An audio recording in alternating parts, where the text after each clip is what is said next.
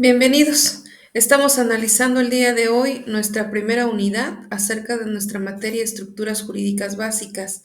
Recordemos nosotros que el objetivo de la materia es poder estudiar una estructura en general acerca del derecho enfocado a su rama de estudio en cuanto a su carrera. Es por ello que ustedes llevan un bosquejo complejo de lo que es una estructura jurídica en general, tanto en el derecho público, derecho privado, derecho administrativo, derecho laboral, derecho en cuanto a materia de comercio, mercantil, etcétera. Vamos a entrar a analizar las mismas.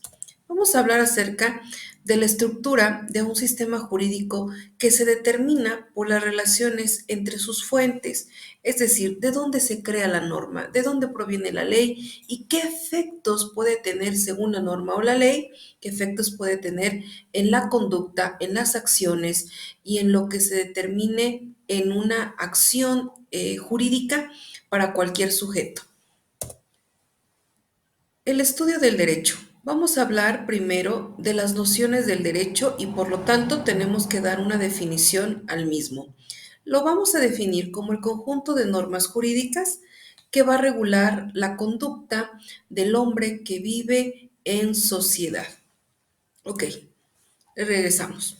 Este conjunto de normas jurídicas se refiere a todo el derecho positivo, a todo el derecho formalmente válido, todo aquel derecho que ha pasado un procedimiento riguroso y que es ley y es respetado por toda la ciudadanía, por todos los sujetos que pertenecemos a un sistema jurídico.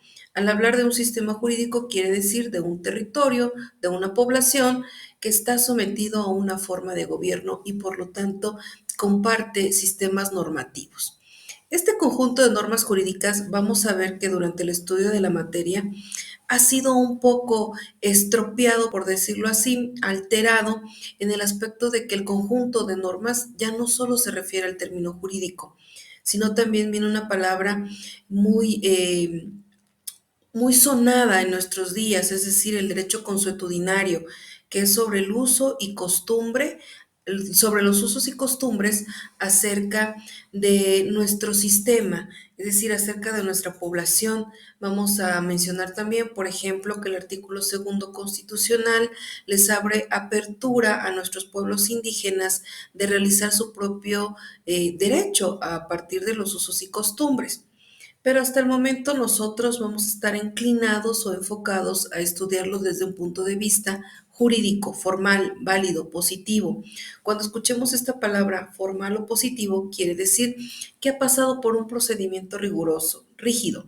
Y en México, ese procedimiento riguroso se llama proceso legislativo, que está regulado por el artículo 71 y 72 de nuestra Constitución.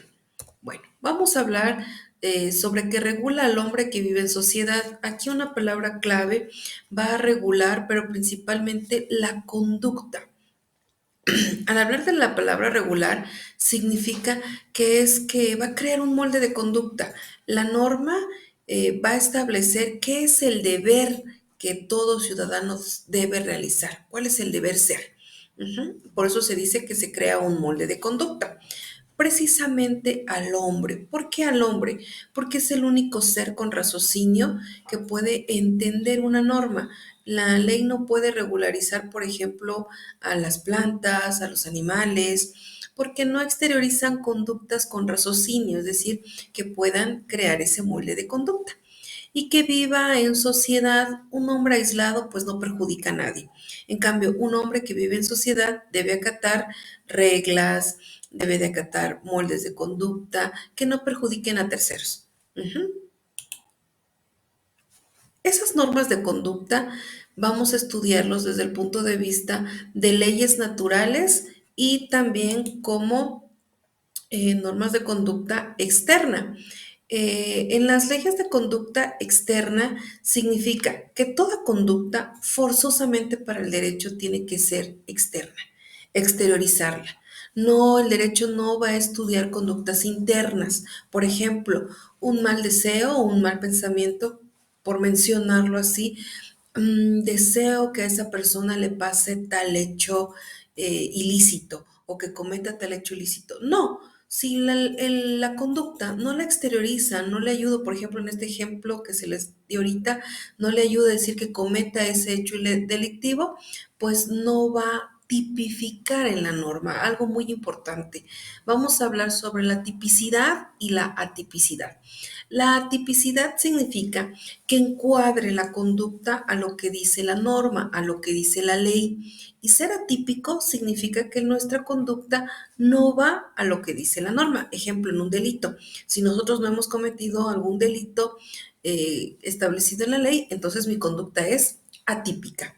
Si encuadra, será típica. Bueno, ya tomamos en cuenta que la conducta tiene que ser forzosamente externa. Vamos a hablar acerca de las leyes naturales, también considerado nuestra primera unidad.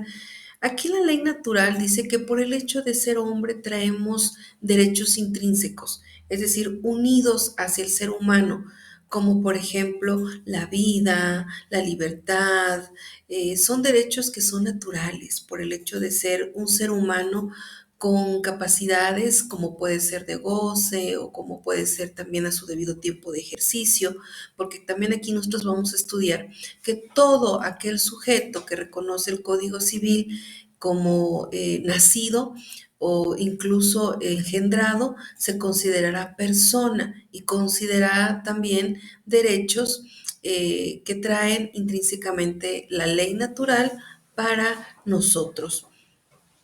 Otro tema importante en estudio son los conceptos del deber. Aquí hablamos de un derecho formal. ¿Por qué? El deber, como bien anteriormente lo mencioné, significa lo que establece la norma, el deber ser.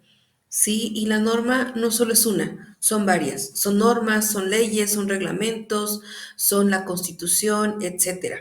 Nos establece el molde de conducta que debemos hacer. Por mencionar un ejemplo, en el artículo quinto constitucional me dice que yo debo de elegir una profesión o un oficio para ejercer posteriormente. Ese es mi deber, que yo como ser humano de razón debo de acatar. Pero resulta que en mi deber ser, es decir, lo que se establece la conducta, lo que yo realizo, pues relativamente no me dedico a nada. Y incluso si vivo todavía en el seno familiar, la familia me puede obligar a partir de una norma jurídica, pues que yo cumpla con ese deber que me establece la Constitución de trabajar, de realizar algo productivo, siempre y cuando exista quien reclame el derecho. Por eso dice que es un derecho formal. Cuando hablamos de la formalidad, vamos a referirnos a que esté escrito, a que tengo cómo avalarlo y en este caso lo avalan las normas. También vamos a estudiar, aparte del deber ser que les acabo de mencionar, la sanción como consecuencia del derecho. Vamos a ver que las sanciones, las más comunes para nosotros en estudio, va a ser la reparación del daño, el pago de una multa, restituir la cosa a como estaba antes de que fuera deteriorada o etcétera, o bien una sanción pecuniaria. Esa reparación del daño va a ser por medio de una sanción y vamos a hacer una distinción entre sanción y pena. Las sanciones son administrativas, civiles, que no atentan en contra de delitos graves, como lo es la pena, que ya requiere normatividades como el Código Nacional de Procedimientos Penales o el Código Penal, ¿verdad? Por ejemplo, pues, para el estado de Chiapas o el Código de Procedimientos.